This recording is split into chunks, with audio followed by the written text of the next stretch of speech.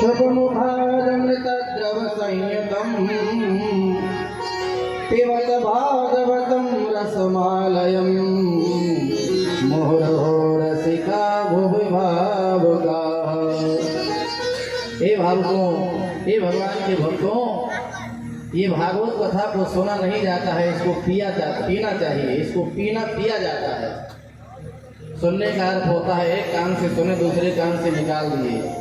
अच्छा, भागवत में सुनने के लिए कम ही बताया गया है, यहाँ तो पीने की चर्चा बारंबार है। भागवत जी की कथा को पीना चाहिए, इसको हृदय में उतारना है। किसी ने कहा महाराज एक बार पी लिए, 2 बार पी लिए, वही पंडित जी वही भागवत कथा क्या बार बार सुने। बोले यावत जीवित तावत पिबत भागवत रसमालय।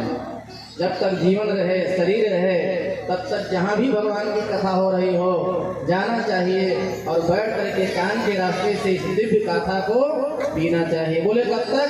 बोले मोक्ष पर्यंतम। जब तक जीवन रहे, शरीर रहे, जहाँ भी भगवान की कथा हो रही हो जाना चाहिए।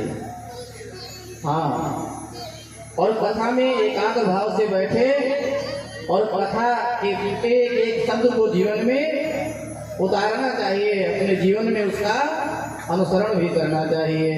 जीवन मंगलमय हो जाएगा। बोले भक्त और भगवान की जय। एक महात्मा ने कहा कथा सुनने का असली लाभ क्या है, असली दक्षिणा क्या है? भाई हम किसी से कथा सुनते हैं तो उसको दक्षिणा देते हैं, पर एक असली दक्षिणा क्या है? बोले कथा को सुने और उसको जीवन में उतार ले। एक विद्वान की असली दक्षिणा यही बताया गया है। और कथा सुनने के साथ साथ जीवन में उसका अनुसरण ना करें तो कथा सुनने का असली लाभ नहीं बताया गया है।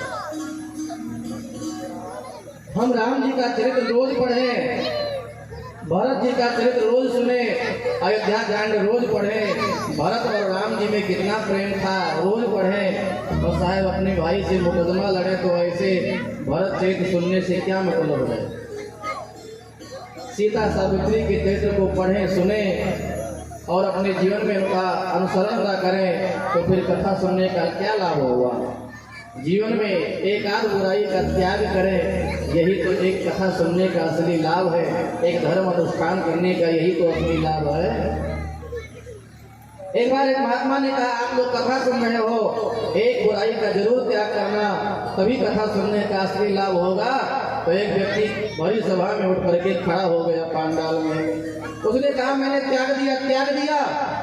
तो महात्मा ने सोचा सभा में खड़ा हुआ है और कह रहा है एक बुराई का त्याग कर दिया, तो लाओ पूछ ही लेता हूँ कौन सी बुराई का त्याग कर दिया। महात्मा ने कहा भैया सभा में आप खड़े हैं, कौन सी बुराई का त्याग कर दिया? उसने कहा त्याग दिया। महात्मा ने कहा क्या त्याग दिया? उसने कहा जिंदगी में कथा सुनने कहीं नहीं जाऊंगा, त्याग दिया। तो कहीं ये गलती मत करना, त्याग दिया सत्संग को त्याग दिया। कई लोग बुराई नहीं त्याग पाते हैं, सत्संग का ही त्याग कर देते हैं।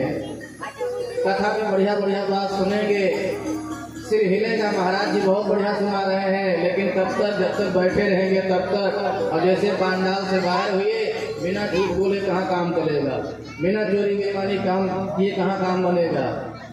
तो जब तक पांडाल में बैठे रहते हैं एक शब्द हमको समझ में आता है, और जैसे बाहर जाते हैं अरे महाराज कल्लू भाई बिना 2 नंबर का धंधा किए कहाँ काम चलने वाला है, लो बड़ भर में सब गाया। तो भागवत जी की कथा को बारंबार पीना चाहिए। और सौनक आदि 88,000 महात्माओं ने परम ज्ञानी सूत जी से 6 प्रश्न किया। भाई प्रश्न होता है तभी उत्तर होता है, बिना प्रश्न के। सूत जी महाराज से सौनक आदि ऋषियों ने 6 प्रश्न किया। किम श्रेयः, मनुष्य मात्र के लिए श्रेय कार्य क्या है? ऋषियों ने कहा। दूसरा प्रश्न है शास्त्र सारः का, सारे शास्त्रों का सार क्या है? तीसरा प्रश्न है स्वावतार प्रयोजनम, भगवान धरती पर रामकृष्ण के रूप में क्यों आते हैं? ये हमारा तीसरा प्रश्न है। और सौनक आदि ऋषियों ने हाथ जोड़ करके कहा किम कर्म, ये हमारा चौथा प्रश्न है। चौथा प्रश्न ये है कि मनुष्य को क्या करना चाहिए वास्तव में। और पांचवा प्रश्न है केवतारश्चा, भगवान का अब तक धरती पर कितना अवतार हुआ है और कितना बाकी है। और ऋषियों ने हाथ जोड़ करके कहा गुरुदेव हमारा छठवां प्रश्न ये है कि जब भगवान श्री कृष्ण सारे पापियों का नाश करके द्वापर के अंत में धराधाम को छोड़ करके गोलोक धाम जब भगवान श्री कृष्ण गए तो धर्म किसकी शरण में गया, ये हमारा छठवां प्रश्न है। ब्रूहि योगेश्वरे कृष्णे ब्राह्मण ने धर्म वर्मणि शाम काष्टाम मदनोपेते धर्माकम शरणं गतः। धर्म किसकी शरण में गया भगवान के जाने के बाद, ये हमारा छठवां प्रश्न है। और सोनक आदि ऋषियों ने हाथ जोड़ करके कहा गुरुदेव ये भागवत की रचना कब हुई, क्यों हुई और किसने किया, क्यों किया। अच्छा, भागवत कथा जो हम लोग सुन रहे हैं ना, ये पहले 4 श्लोक में ही थी।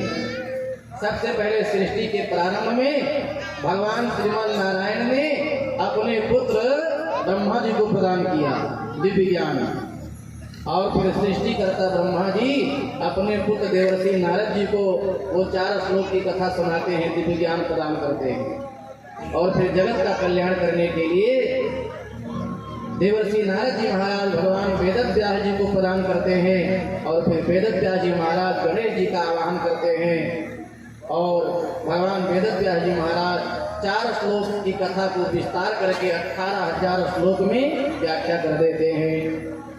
वेदव्यास जी बोलना शुरू किए, गणेश भगवान लिखना प्रारंभ किए, और परमहंसों की संहिता भागवत की रचना होती है। नारद जी महाराज अपने पूर्व जन्म का इतिहास भी सुनाते हैं कि मैं आज ब्रह्मा का पुत्र बन करके आपके सामने विराज रहा हूँ। ये भगवान के भजन का प्रभाव है, त्याग और तप का प्रभाव है। पर वेदव्यास जी महाराज परमहंसों की संहिता भागवत की रचना के बाद में विचार किया इसको पढ़ने वाला भी कोई परमहंसाचार्य होना चाहिए। फिर वेदव्यास जी महाराज तप करते हैं और भगवान भूत भावन भोलेनाथ को तपस्या करके प्रसन्न किया। भोले बाबा प्रसन्न हुए और कहा वर मांगो। तो वेदव्यास जी ने हाथ जोड़ करके कहा भोलेनाथ आप स्वयं हमारे यहाँ पुत्र बन करके आओ। और फिर बाद में समय अनुसार साक्षात भगवान शिव ही सुखदेव के रूप में उनके यहाँ भगवान वेदव्यास जी की पत्नी का नाम अरणी देवी, और अरणी देवी के गर्भ से साक्षात भगवान भूत भावन भोलेनाथ जी सुखदेव के रूप में अवतरित होते हैं। बोले सुखदेव भगवान की जय। पहले तो जन्म नहीं ले रहे थे, बोले माया घेर लेगी, पर जब मायापति वचन देते हैं तो सुखदेव जी जन्म लिए, और जैसे जन्म हुआ चल पड़े जंगल की तरफ भगवान की भक्ति करने के लिए। यम प्रद्रजन्तमनुपेतमपेत कृत्यम द्वैपायनो विरह कातराज हवा पुत्रेति तन्मयतया करवोऽभिनेदो तं सर्वभूतहृदयं मुनिमानतोऽस्मि। वेदव्यास जी ने कहा बेटा अभी घर द्वार छोड़ करके मत जाओ। सुखदेव जी ने कहा कौन किसका बाप कौन किसका बेटा, और सुखदेव जी जंगल में चले जाते हैं निर्गुण ब्रह्म की साधना करने के लिए। और एक दिन वेदव्यास जी अपने शिष्यों को लकड़ी काटने के लिए भेज रहे थे। व्यास के शिष्यों ने कहा गुरु जी बाघ भालू से बहुत डर लगता है जंगल में जाने। शिष्यों ने कहा बहुत डर लगता है। वेदव्यास जी ने भागवत का 2 मंत्र बता दिया, आशीर्वाद दिया और कहा जाओ लकड़ी लेने के लिए। यदि हिंसक बाघ भालू से भय लगे डर लगे इन मंत्रों का प्रयोग कर देना तो हिंसक बाघ भालू भी तुम्हारा कुछ अहित नहीं करेंगे। प्रथम श्लोक में भगवान की सुंदरता का वर्णन मिलता है, द्वितीय श्लोक में भगवान के स्वभाव का वर्णन मिलता है। व्यास के शिष्य गए लकड़ी लेने के लिए, पर जहाँ सुखदेव जी समाधि में थे ध्यान मग्न थे वहीं लकड़ी काटना शुरू किए। संयोग से हिंसक बाघ भालू ने आवाज की। व्यास के शिष्य कांप करके जो गुरु जी ने मंत्र बताया था उन्हीं मंत्रों का उन्होंने उच्चारण कर दिया। हमारे भगवान कितना सुंदर हैं। तो व्यास के शिष्यों ने सुखदेव जी को भी वहाँ सुनाया। वरहापीडं नटवरवपुः कर्णयो कर्णिकारं बिभ्रद्वासः कनककपिशं वैजयन्तीं च मालां रन्ध्राणवेणोरधरसुधया पूरयन् गोपवृन्दै वृन्दारण्यं स्वपदरमणं प्राविशद्गीतकीर्तिः। अद्भुत छटा है। मोर के पंख को लगा रखे हैं, पीला पीताम्बर ओढ़े हैं, बंसी बजा रहे हैं, मंद मंद मुस्कुरा रहे हैं, नंगे पांव गाय चला करके लौट रहे हैं। गाय की धूल से धूल उड़ी है, भगवान के पीले पीताम्बर पर धूल पड़ी है, बिजली के समान पीला पीताम्बर चमक रहा है। ज्यों भगवान की सुंदरता का वर्णन किया व्यास के शिष्यों ने, सुखदेव जी समाधि में थे पर ध्यान भंग हो गया भगवान की सुंदरता का वर्णन सुन करके। बोले वो परमात्मा इतना सुंदर है। पर सुखदेव जी ने विचार किया सुंदरता के जादू में नहीं फंसना है। कई लोग शरीर से सुंदर होते हैं पर अंदर जहर भरा होता है, छल कपट चोरी बेईमानी उनके अंदर भरा होता है। वह शरीर की सुंदरता क्या मतलब है यदि उसका विचार भी सुंदर ना हो, यदि उसका चरित्र भी सुंदर ना हो। अच्छा, धनवान हो और धर्मवान हो ये बहुत दुर्लभ बताया गया है। विद्वान हो और फिर भगवान का भक्त हो ये भी बहुत दुर्लभ बताया गया है। और बलवान हो फिर क्षमावान हो साहब ये बहुत दुर्लभ बताया गया है। और चरित्र रूपवान हो करके फिर चरित्रवान हो ये तो बहुत ही दुर्लभ बताया गया है। अति रूपवान होने के बाद फिर कोई चरित्रवान हो तो ये भगवान की कृपा से ही संभव है। सुखदेव जी बोले जाने तो परमात्मा सुंदर हो जाता है पर न जाने क्या उसका स्वभाव अच्छा ना हो। ऐसे सुंदरता के चक्कर में नहीं पड़ना है। इतने में व्यास के शिष्यों ने दूसरे मंत्र का प्रयोग कर दिया जिसमें भगवान के स्वभाव का वर्णन है कि हमारे भगवान कितने सरल हैं, कितने अच्छे स्वभाव के हैं। अहो वकीयं मस्तन कालकोटम जिघांसया पाययदप्यसाधि लेभे गतिं धातचितां ततोन्यं तं वादयालुं शरणं व्रजेम। हमारे कन्हैया मात्र 6 दिन के थे और 6 दिन के कन्हैया को मारने के लिए मथुरा से पूतना नाम की राक्षसी आई। कंस के भेजने पर जहर लगा करके आई भगवान को मारने के लिए। अच्छा, भगवान को पूतना जहर पिलाती है, जहर लगा करके आई, जहर पिलाया तो भगवान ने पूतना का भी उद्धार कर दिया, पूतना को भी तार दिया। ऐसा दयालु कौन हो सकता है। अच्छा, एक बात यहाँ समझने लायक है। भगवान जब जब धरती पर आते हैं तो सबसे पहले स्त्री से ही श्री गणेश करते हैं। हमारे राम जी आए तो सबसे पहले ताड़का का वध किया। एक ही बाण प्राण हन लीना, दीन जानते ही निपट दीना। हमारे नटखट कन्हैया आए धरती पर तो सबसे पहले पूतना का उद्धार किया। क्यों भाई, जब जब भगवान आते हैं तो स्त्री से ही श्री गणेश करते हैं। क्यों? मानो भगवान का संकेत है यदि महिलाएं सुधर जाए तो पुरुष तो सब सुधराए हैं। पुरुषों की चाबी महिलाओं के पास ही रहती। हाँ, माताएं जैसा चाहें ये अपने पति पुत्र को वैसा चला सकती हैं, जैसा चाबी बैठे वैसे। बोले भक्त और भगवान की जय। सुखदेव जैसे परमहंस भी भागवत के 2 मंत्र को सुनकर के खींचे हुए चले आए और फिर वेदव्यास जी के चरणों में प्रणाम करते हैं। वेदव्यास जी ने कहा जनकपुर में जाओ, महाराज जनक से दीक्षा लेकर के आओ। वो परम ज्ञानी है, परम विरागी हैं।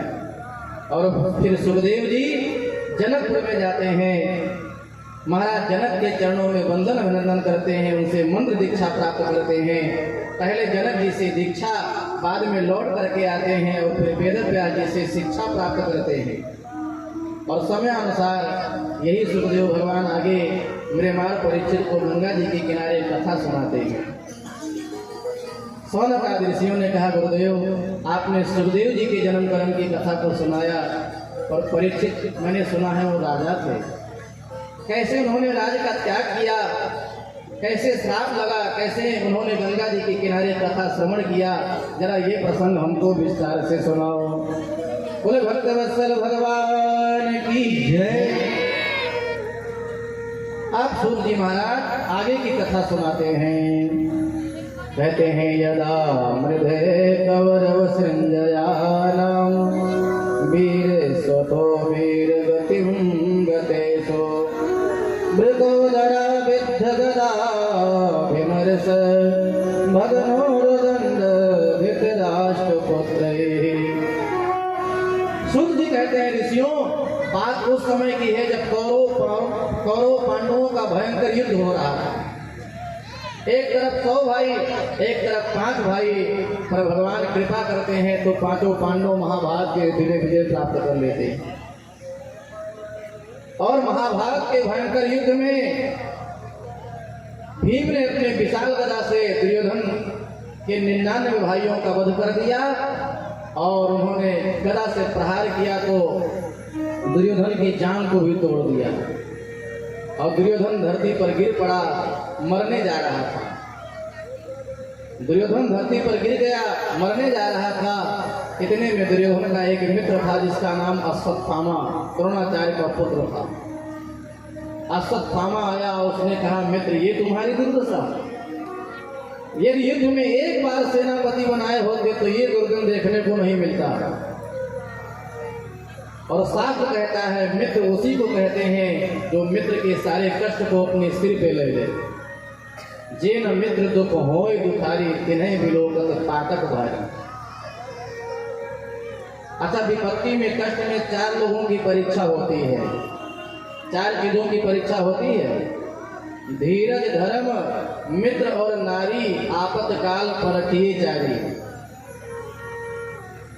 जीवन में कष्ट आए, विपत्ति आए तो धैर्यता का त्याग नहीं करना चाहिए। कोई आफत आए तो इतना ज्यादा आप धैर्यता का त्याग मत कर दो कि एक समस्या परिवार में आई है तो दूसरी और समस्या आ जाए। ये बात मैं आपको इसलिए सुना रहा हूँ, मुझे एक घटना याद आ रही है। एक बार कुछ बाराती वाले एक जगह जा रहे थे। बाराती से एक लड़का ट्राली से नीचे गिर गया रोड पे, उसको चोट आई। अब बाराती वाले उसको गाड़ी में बैठा करके ले जा रहे थे, हॉस्पिटल अस्पताल लेकर जा रहे थे। और बोलेरो की गाड़ी का जो ड्राइवर था इतना गति से गाड़ी चलाता हुआ जा रहा था कि गाड़ी अनियंत्रित हुई, पेड़ से टकराई और उसमें उस 3 लोग बैठे थे, 3 के तीनों मर गए और जो लड़का रोड पे गिर गया था लेकर जा रहे थे वो भी बाद में मर ही गया। अब बताओ इतना तेज गति से गाड़ी चलाने की क्या आवश्यकता थी कि एक का जीवन तो खतरे में ही था, 3 अलग से और मर गए। कोई आफत आए, कोई विपत्ति आए तो धैर्यता पूर्वक कार्य करना चाहिए। इतना ज्यादा तेजी मत दिखाओ कि जिससे एक और परेशानी खड़ी हो जाए।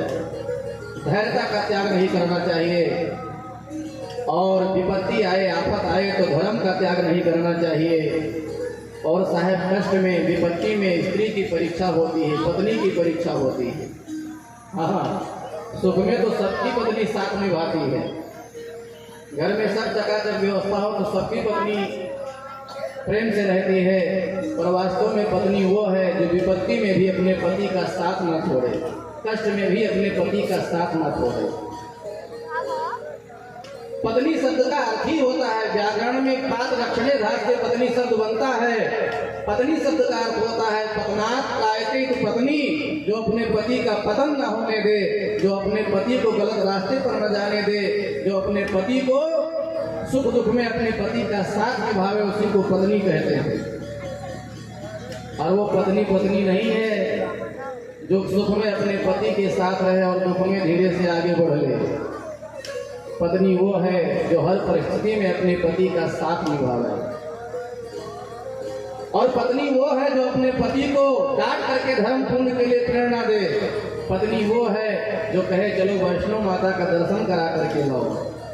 साहेब पत्नी वो है जो कहे चलो रामलला अयोध्या जी में राम जी का दर्शन करा करके लाओ। अब वो पत्नी पत्नी नहीं है जो कहे चलो दिल्ली घुमाए लाओ, अब फिल्म दिखाए लाओ। है यदि पत्नी धार्मिक मिल जाए तो जीवन स्वर्ग बताया गया है, यदि पत्नी राक्षसी मिल जाए तो जीवन नरक बताया गया है। और कष्ट में विपत्ति में मित्र की परीक्षा होती है। सुख में तो बहुत सब मित्र साथ में रहते हैं, विपत्ति घड़ी में मित्र साथ न छोड़े, विपत्ति में मित्र साथ में भागे, उसी को असली मित्र कहते हैं। और साहब इत्र और मित्र में कोई बहुत ज्यादा अंतर नहीं बताया गया है। इत्र अच्छी क्वालिटी का हो तो शरीर महक जाता है, मित्र जीवन में बढ़िया मिल जाए तो वो जीवन को महका देता है। अश्वत्थामा ने कहा, मित्र एक बार सेनापति बनाए होते तो ये 2 दिन देखने को नहीं मिलता। दुर्योधन ने कहा, जो बात बीत गई उसको सोचने से क्या मिलेगा, मेरे 99 भाई मार डाले गए युद्ध में, यदि 5 पांडवों में से एक भी कोई मर जाता तो मेरी मौत बहुत शांति से होती। अश्वत्थामा उठाया पैनी तलवार, बोला, मित्र एक ही बात करते हो, यदि 5 पांडवों का सिर काट कर नहीं लाया तो मित्र कहलाना छोड़ दूंगा।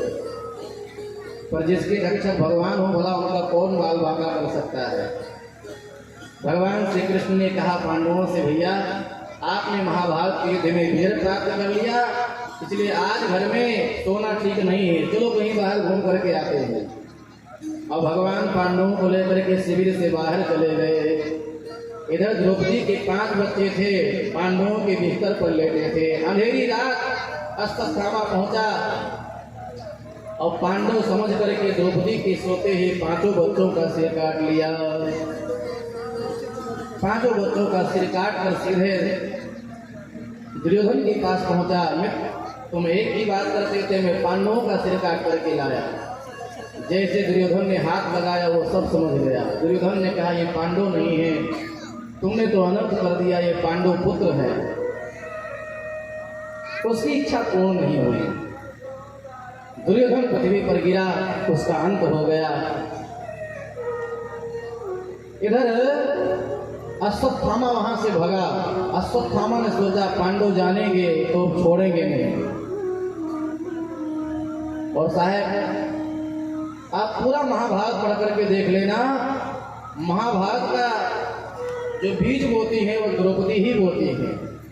यदि भरी सभा में द्रौपदी ने कट शब्द का प्रयोग नहीं किया होता, भरी सभा में दुर्योधन गिरा और द्रौपदी हाहाकार मार करके बोली, इसका बाप अंधा लगता है, इसको भी दिखाई नहीं पड़ता, ये भी अंधा है।